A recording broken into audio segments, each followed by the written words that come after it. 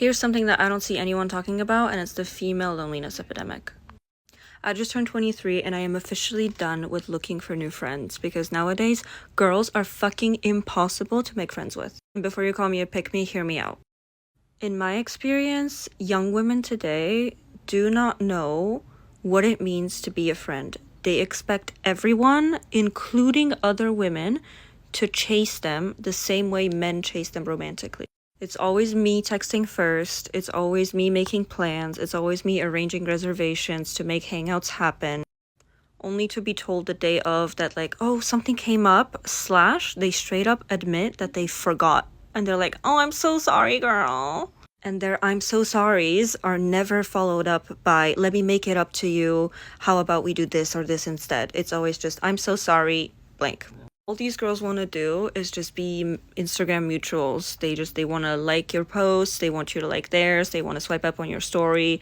They want like little crumbs of your attention, but they are not actually looking for like a real life friend with like substance and value. And I don't know if any of you have ever used Bumble BFF, but like don't. It is a bigger waste of time than like actual dating apps for like meeting men. And I've had a handful bad experiences on there, but I'll just tell you about like the 2 most recent ones. So it's this girl, we match, we talk a little bit on Instagram. I see we have a couple like hobbies in common. It's going well. We arrange to meet for a drink. And so we go, we have a drink together. It was like, I think like after work for me. So I was like really tired. It was only like 2 hours and then we went home. We both agreed that it like went really well, and I was convinced that we were gonna see each other again. I had to chase this girl for months to meet up again, and it wasn't me not getting the hint, mind you, because she was still texting me every day. She's like, I want to see you so bad, I want to see you so bad, but something keeps coming up. Oh my god, I'm in college, it's so busy, blah blah blah. And like at the time I was working part-time, so like I objectively had like more free time than her, so whatever, okay, sure.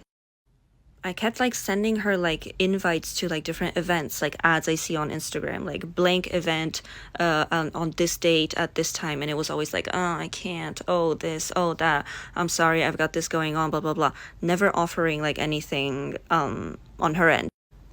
I remember the month of March rolled around and she goes, okay, girl, I'm just gonna be straight up with you. I cannot meet you all month in March because it's exam season.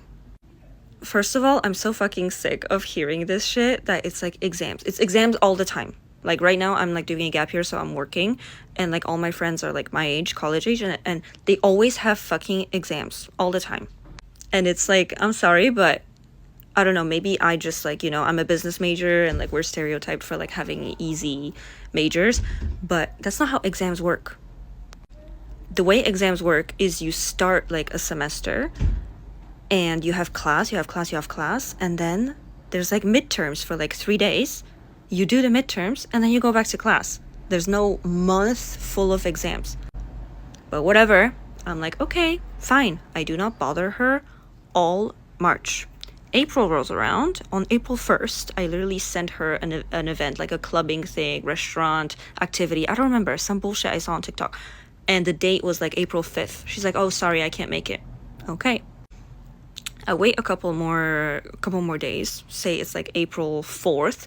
And I sent her like an event on April 30th. So like at the end of the month. She's like, oh my god, I have plans that day. I'm so sorry. I was like, you know what? Okay, girl. Okay. And I just stopped trying. I waited for her to send me something, offer me anything, make any sort of plans. And she just never did. And I just stopped like replying to her, like sending me random reels and like random bullshit. This video shows exactly what's wrong with modern women. All talk, no effort. They want attention, not connection. If they can't even be real friends to each other, how the hell are men supposed to trust them in relationships? Men aren't bitter, they're just tired of wasting energy on people who only care about themselves. So this was girl number 1. Now girl number 2, it was a similar situation. They were both happening at the same time.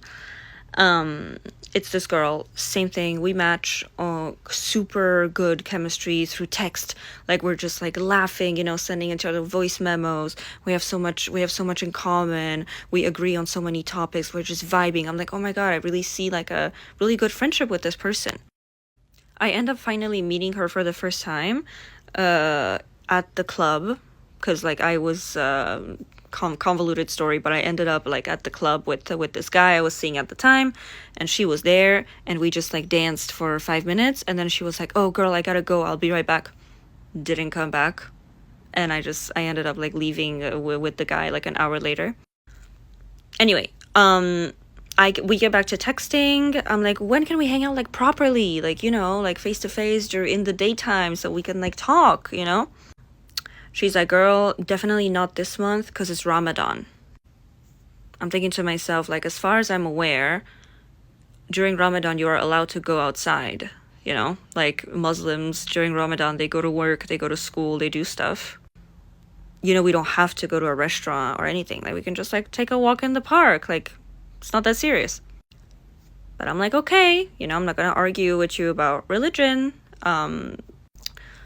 Over the course of the month, I see her hanging out with other people though, like on her story.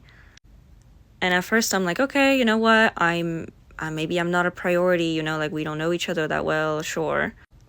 But eventually I confront her. I'm a little bit like, oh, I thought you were not doing anything. You were not allowed to do anything this month.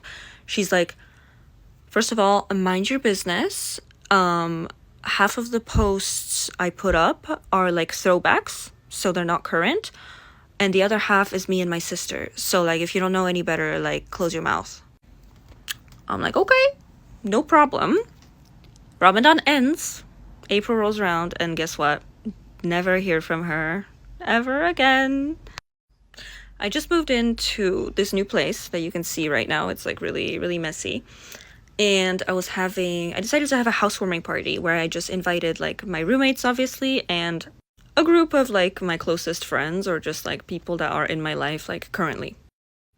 2 girls that I invited did not show up. I let both of them know about the party like 2 weeks ahead. The day of, I send both of them a text like, hey, so we're gonna start at this time. This is the address. Hope to see you soon. The party was supposed to start at 6, and they both text me back at around like 3 or 4 p.m. And one of them goes, oh my god, girl, I'm so sorry. I can't make it today.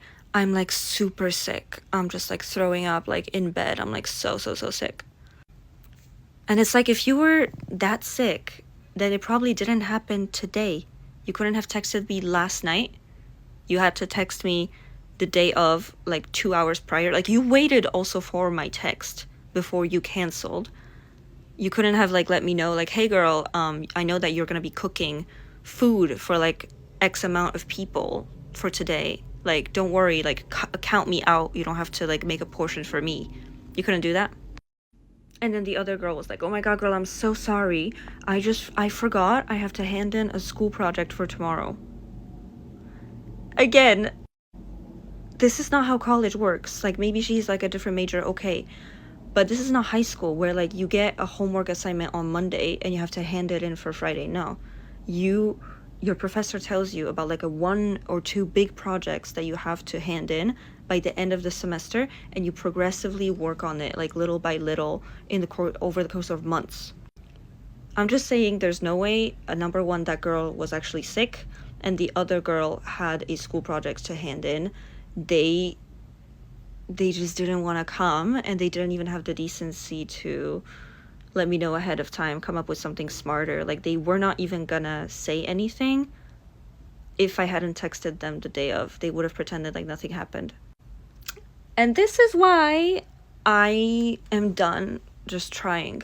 Like, I'm done. Like, if like a female friend like falls from the sky for me, then yeah, of course, like if we meet, I start a new job and like a girl that works there like I really like, and like of course. But no more looking, no more taking my hand out and saying, hey, do you want to take this friendship to the next level? Come to my house, come hang out with me. No more making the first move on people, because it just takes up too much mental space and yields basically no results. It's just a waste of time. She's basically describing what men go through in relationships all the time. Giving effort, getting ghosted, and being blamed for caring too much. The sad part is, women are starting to feel the same emptiness they created. Keep playing the I don't need anyone game. Sooner or later, that loneliness won't just sting, it'll stay. I'm so tired of hearing about the male loneliness epidemic, so let's talk about the female loneliness epidemic, because we're experiencing one too. The one where men treat you like you're some fantasy object, and the moment they realize you're an actual human being with thoughts, feelings, and emotions, they're gone. Or when they want you for your body, but never have any intention of actually getting to know it or respecting it. Or when they want you for your emotional intelligence, even though they have no intention of ever reciprocating it. Or when they want you for what you can do for them, but they don't want you for who you are. That's loneliness. Crying yourself to sleep every night next to a partner who claims to love you even though his actions never follow his words, that's loneliness. Being too afraid to open yourself up to love and opening yourself up to men because we live in a world where SA, domestic violence, and femicide is so normalized, that's loneliness. The difference is that the male loneliness epidemic is self-inflicted and the female loneliness epidemic is self-preservation. Self-preservation. Please, it's not preservation, it's desperation. Modern women pushed everyone away, built walls higher than their standards, and now act shocked that no one's climbing them. Keep blaming safety all you want. Even the bear that mauled that one camper wouldn't swipe right on this level of delusion. I think that part of the reason why so many women have decided not to date men or are being very selective and very intentional is because it's not possible to love yourself and a man at the same time. Most men will not allow that. So many men have put us in a position now where we have to choose. And because we have freedom and because we can make our own money and because we have the ability to create the life that we want without a man, we're choosing to love ourselves, even though we are capable, could, and are interested in loving ourselves and a man. But 99%, I'll say, of men simply cannot allow a woman to love herself and him at the same time.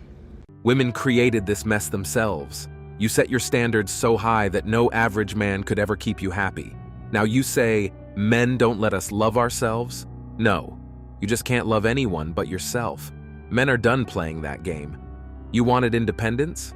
Congrats. Enjoy it alone. Whenever I hear about the male loneliness epidemic, I think about something my therapist has said to me. Oh, good, therapy. That'll help this guy. You do want to help him, right? Historically, women have always had to have endless empathy for men. In the 50s and the 40s, women would snap, and that's when they would get thrown into like an insane asylum. So society was unfair to women 80 years ago, okay? Since we're all collectively deciding to no longer be endlessly empathetic, we can maybe put all the men who complain about the loneliness epidemic in the insane asylums. So first of all, it's not really a loneliness epidemic. It's an epidemic of what men do when they become terminally lonely. Second of all, the men from the 40s and 50s are not the ones lonelying themselves. They've been lonely for a while. When you say this to women, they usually say, yeah, but there are still some guys today who are not being very nice to women. And that's true, but they're typically not the same ones that are lonely. So really, there's very little overlap between guys from the 1940s and guys who have hurt you in your life and guys who are lonelying themselves at the fastest recorded rate. And I think that seems obvious, but some women seem not to care. So that would mean that these guys are guilty for what they did, or for what they did, or you just don't care about them. So if you don't believe in group-based guilt that transcends personal actions and centuries, then this is kind of a bad take. You're kind of saying everyone under here can go be lonely, despite having contributed the least of all men in history to your problems. Just saying. Oh no, it's the consequences of your own actions. Women will twist any narrative to play the victim, even when they caused the problem. Instead of self-reflecting, they point fingers, rewrite history, and blame men for outcomes they engineered. The truth is, men checked out because they got tired of being the villain in every story women script to avoid accountability. So why do you think that men are depressed? Colin, You know, I've been thinking a lot about this male loneliness epidemic. or male depression, whatever you want to call it. And I was really curious. I was like, is there a female loneliness epidemic? But then I got to thinking, I think the reason we can identify male loneliness is because we haven't been able to identify female loneliness. Because the symptoms of loneliness are pretty similar to the symptoms of like a depression, you know? You're very withdrawn from society, you have low motivation, you're indulging in maybe habits that aren't healthy, etc. And I think the reason we haven't been able to identify this with women is because women actually feel the most themselves when they are alone. Because when they are alone is the only time that they are not performing. Because there are so many expectations of women, whether it's from looks or behavior or body count, whatever, all of these things that women are expected to fit into this mold. Or even just the physical dangers of going outside. We're seeing this with New York. You know, there's a lot of assaults of women going on just in the streets for no reason. That women only now feel safe when they are at home by themselves. And then this retreating back home becomes a pattern. And so they start to associate this loneliness and this depression with their real selves because they're like, oh, that person out there that goes out into the world, that's not my real self because I can only be my real self when I'm at home by myself. So we see these like Sofia Coppola like inspired imagery of girlhood, and we see these like messy rooms, we see this loneliness, we see this depression, this writing in the journal, this deep introspection, and we're like, oh my god, that's girlhood. That makes me feel like that's me, you know, that's how I really feel. But if we really look at that, that is depression. That is women not necessarily feeling their most fulfilled lives. They're not like surrounded by like safe people that they enjoy. They don't feel like freedom of expression all the time. They don't feel like they get to look and be whoever they want. So then when we see men retreating into this loneliness, it's so much more drastic because their loneliness has such a negative connotation on it. There's no pros to them being lonely because they get to go out into the world and feel a lot more safety in themselves. They're not as highly ridiculed and observed the way that women are. And I bet if you asked a lot of women, they would still say they prefer the loneliness and depression of being home by themselves to what it takes to go out into the world. So they now see that that choice is them kind of being their real self, you know, but it's a depression and it's a loneliness, and we've only been able to identify it because it's happening to men now. Crazy! This is just women making excuses for staying home. They call it finding themselves or being safe, but really they're avoiding the real world. Men get ghosted, ignored, and done with the games, while women sit in their own little bubble. That's the female loneliness epidemic, self-made and unavoidable. People just love to romanticize being a pretty woman, that life comes so easy for you and you get everything in life that you want, which you certainly can. But it can also be a very lonely life. And also when I'm saying a pretty girl, an attractive person, I'm not only talking about the outside, I'm talking about the inside, how your soul is, how you treat other people. All of these things contribute to being a pretty woman. I want to do a video talking about it and why I think it's really hard for anybody that's attractive, for that matter, to make good relationships. It is very hard, especially in female friendships, to find a good connection that doesn't see you as competition. Naturally, when you're an attractive or pretty woman, your confidence is higher up there. You have a better sense of self compared to most other people. And that can attract some really insecure types of people into your life. When those insecure people come into your life, they try to latch off of that, whether that's in the form of competition, just trying to one-up you and even imitating you for that matter. Not only for the sole purpose of being attractive, but if you're also an attractive person that has a good heart, a good soul, you're a nice person, you have a high sense of self and confidence, that is intimidating to a lot of people, and a lot of people can grow jealous of that and hate you for it. Our boundaries can be so high, our expectations can be so high that we just don't foresee the point of letting people into our lives that don't meet those expectations. You're not alone. Pretty women are the most lonely. It has nothing to do with the outside. It also has to do with the inside. But if you have both, live a very good life, and everything that you give out to the world will come back to you. So. She's actually right for once. It's not men making pretty women lonely. It's other women. Jealous, insecure, competitive women who can't stand to see someone shine brighter than them. Women are their own worst enemies. They crave sisterhood until another woman threatens their ego. Then it's sabotage, gossip, and fake support all the way.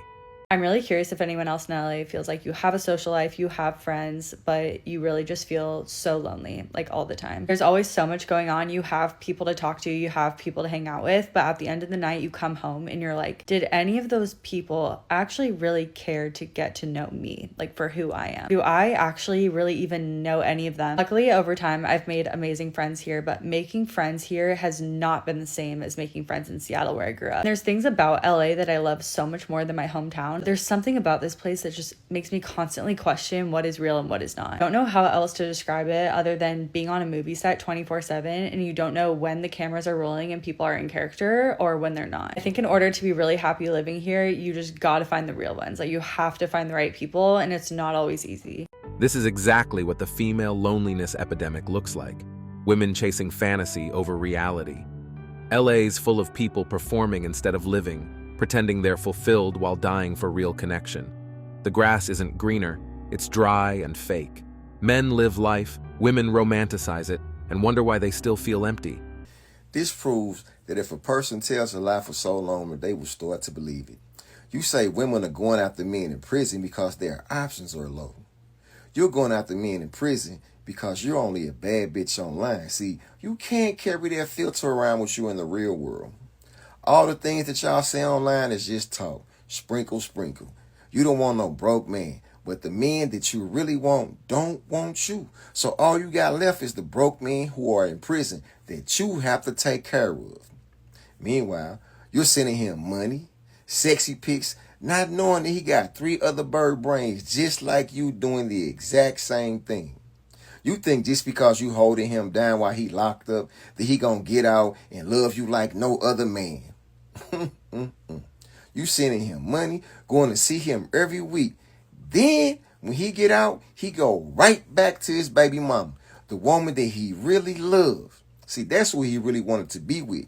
Then after you realize that you got played by a prison pookie, you back on TikTok talking about all men ain't shit. And it's not that all men ain't shit. It's just that those men that you want, those men that you don't qualify for, to them, you are not shit. That's why you're looking for love after lockup.